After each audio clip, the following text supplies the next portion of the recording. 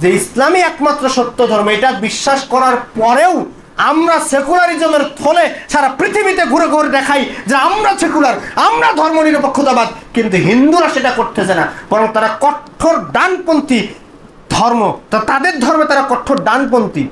হিন্দুরা হিন্দু ধর্মের উপরে তারা আজকে রাষ্ট্র প্রতিষ্ঠা করলো, ইহুদিরা তাদের ধর্মের উপরে রাষ্ট্র প্রতিষ্ঠা করলো, ধর্মের নামে রাষ্ট্র ব্যবস্থা প্রতিষ্ঠা করলো, ঠিক না ম্যাডি? হিন্দুরাও সেটা করেছে, কিন্তু আমরা মুসলমানরা সেকুলার সেকুলার সেকুলার বলে সারা বিশ্বে আমাদেরকে পরিচিত করাচ্ছি। কিন্তু শোনেন, আমরা যে হিন্দুদেরকে ট্রল করি, মজা করি ফেসবুকে ইউটিউবে, যে হিন্দুরা মূত্র পান করে, গরুর মূত্র পান করে, হিন্দুরা নিরামিষী, এগুলো বলি না, তো আপনি চিন্তা করে দেখেন যে তারা যে গরুর প্রস্রাব খাচ্ছে, এটা তাদের মাইন্ড সেট আপটা হচ্ছে তার ধর্মীয় বিশ্বাসের কারণে তাদের গরুর মুখ খায়, ঠিক না বেটি? গরুর মূত্র খায় কিসের উপর ভিত্তি করে?